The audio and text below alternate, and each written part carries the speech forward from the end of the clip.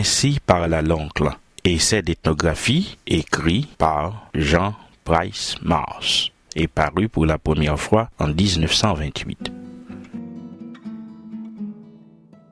Nous avons longtemps nourri l'ambition de relever aux yeux du peuple haïtien la valeur de son folklore.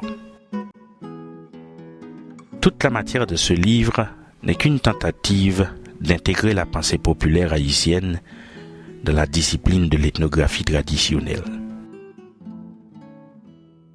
Par un paradoxe déconcertant, ce peuple, qui a eu, sinon la plus belle, du moins la plus attachante, la plus émouvante histoire du monde, celle de la transplantation d'une race humaine sur un sol étranger dans les pires conditions biologiques, ce peuple éprouve une gêne à peine dissimulée, voire quelque honte à entendre parler de son passé lointain.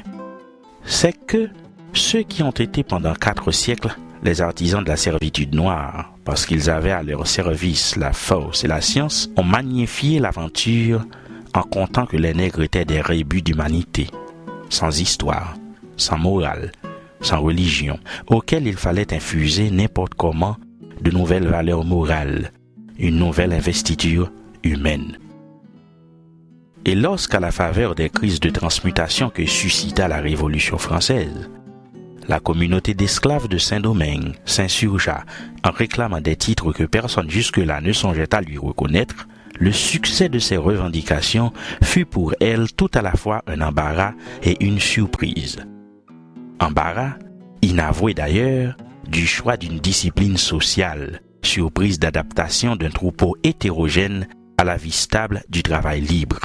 Évidemment, le parti le plus simple pour les révolutionnaires en mal de cohésion nationale était de copier le seul modèle qui s'offrit à leur intelligence.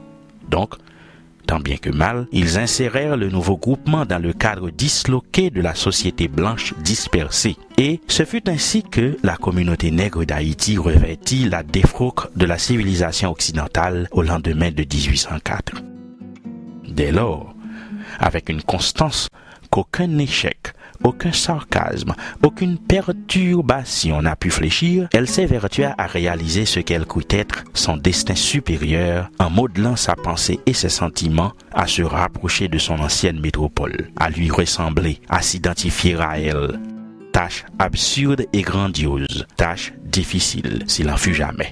Mais c'est bien cette curieuse démarche que la métaphysique de M. de Gaultier appelle un bovarisme collectif, c'est-à-dire la faculté que s'attribue une société de se concevoir autre qu'elle n'est. Attitude étrangement féconde si cette société trouve en elle-même les ressorts d'une activité créatrice qui la hausse au-dessus d'elle-même, parce qu'alors la faculté de se concevoir autre qu'elle n'est devient un aiguillon, un moteur puissant qui la presse à culbuter les obstacles dans sa voie agressive et ascensionnelle. Démarche singulièrement dangereuse si cette société alourdie d'impedimenta trébuche dans les ornières des imitations plates et serviles, parce qu'alors elle ne paraît apporter aucun tribut dans le jeu complexe des progrès humains, et elle servira tôt ou tard du plus sûr prétexte aux nations impatientes d'extension territoriale, ambitieuses d'hégémonie pour la rayer de la carte du monde. Malgré des sursauts de redressement et des bouffées de clairvoyance, c'est par la mise en œuvre du second terme du dilemme qu'Haïti chercha une place parmi les peuples.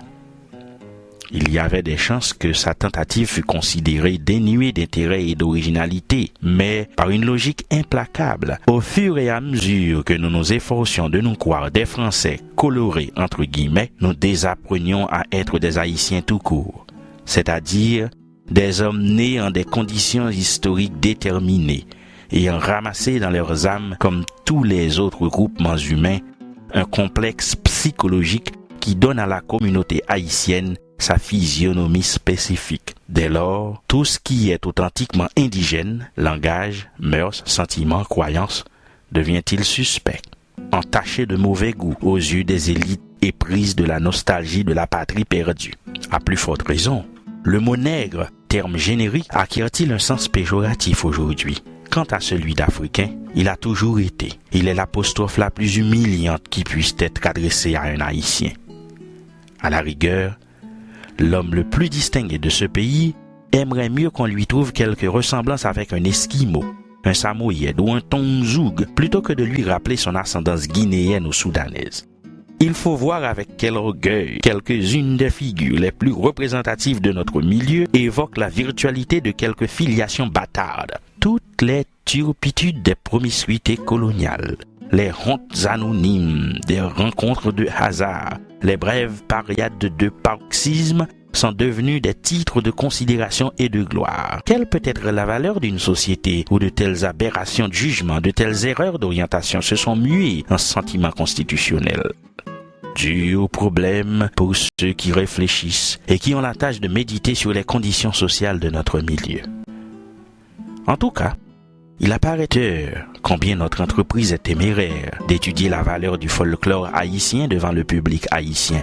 Notre audace apparaîtra plus nette quand nous avouerons que c'est sous la forme de conférences de vulgarisation que nous avions conçu le dessin originel de cet ouvrage. Au fait, nous jetâmes l'amorce de 2 conférences sur la division du sujet qui nous sembla la plus accessible au public amateur de frivolité et de bagatelle. Pour le reste, nous jugeâmes plus opportun de lui réserver le cadre d'une monographie. Alors, nous modifiâmes le plan primitif et nous joignîmes bout à bout les essais qui sont ici réunis. Nous confessons sans tarder que de toute la matière du folklore, les modalités des croyances populaires, leurs origines, leurs évolutions, leur manière d'être actuelle, les explications scientifiques qui découlent de leurs mécanismes ont été les problèmes qui ont le plus vivement sollicité nos recherches. C'est pourquoi elles tiennent une plus grande place dans ce recueil. Les solutions auxquelles nous avons souscrit sont-elles définitives? Nous n'avons garde de le prétendre. C'est l'éternel souci de l'esprit scientifique de ne jamais considérer que, comme provisoire, les conclusions auxquelles aboutit l'étude des phénomènes d'ordre biologique selon les méthodes et les acquisitions les plus récentes de la science. Du moins, nous nous sommes efforcés d'utiliser les plus doctes travaux qui fussent susceptibles de nous aider à comprendre notre sujet et surtout à le comprendre dans ses modalités essentielles. Nous souhaitons que d'autres creusent plus avant le sillon et répandent une plus large profusion de semences. Mais, nous dira-t-on, à quoi bon se donner tant de peine à propos de menus problèmes qui n'intéressent qu'une très infime minorité d'hommes, habitant une très infime partie de la surface terrestre? On a peut-être raison. Nous nous permettrons d'objecter cependant que ni l'exiguïté de notre territoire, ni la faiblesse numérique de notre peuple ne sont motifs suffisants pour que les problèmes qui mettent en cause le comportement d'un groupe d'hommes soient indifférents au reste de l'humanité. Notre présence sur un point de cet archipel américain que nous avons humanisé, la trouée que nous avons faite dans le processus des événements historiques pour agripper notre place parmi les hommes, notre façon d'utiliser les lois de limitation pour essayer de nous faire une âme d'emprunt, la déviation pathologique que nous avons infligée au bovarisme des collectivités en nous concevant autre que nous ne sommes, l'incertitude tragique qu'une telle démarche imprime à notre évolution au moment où les impérialismes de tous ordres camouflent leurs convoitises sous des dehors de philanthropie, tout cela donne un certain relief à l'existence de la communauté haïtienne. Et devant que la nuit vienne, il n'est pas inutile de recueillir les faits de notre vie sociale, de fixer les gestes, les attitudes de notre peuple, si humbles soient-ils, de les comparer à ceux d'autres peuples, de scruter leurs origines, et de les situer dans la vie générale de l'homme sur la planète. Ils sont des témoins dont la déposition ne peut être négligeable pour juger la valeur d'une partie de l'espèce humaine. Tel est, en dernière analyse, le sens de notre entreprise. Et quel que soit l'accueil qu'on lui réserve, nous voulons qu'on sache que nous ne sommes pas dupes de son insuffisance et de sa précarité. Écrit à Pétionville le 15 décembre 1927 en guise de préface du chef-d'œuvre du docteur Jean Price Mars, Ainsi parle à l'oncle.